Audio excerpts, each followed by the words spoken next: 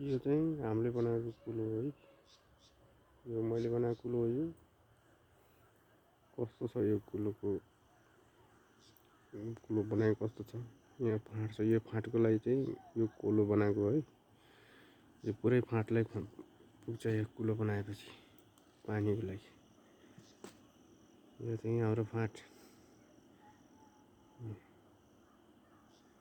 यो फाँटलाई चाहिँ के भन्छ भन्दाखेरिमा चाहिँ नि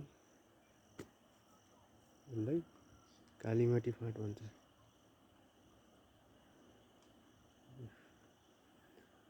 त्यो डाँडो चाहिँ नि कोट डाँडो भन्छ त्यसलाई।